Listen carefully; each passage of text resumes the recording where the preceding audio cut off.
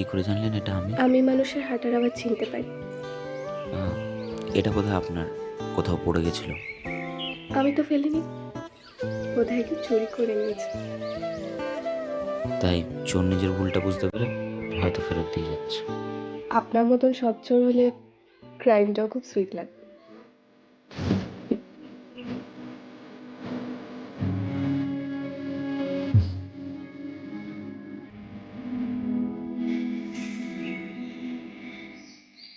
Thank you.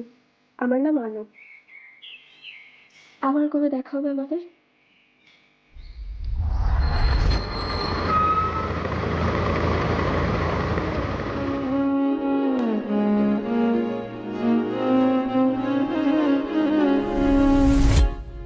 আবার কবে দেখা হবে আমাদের?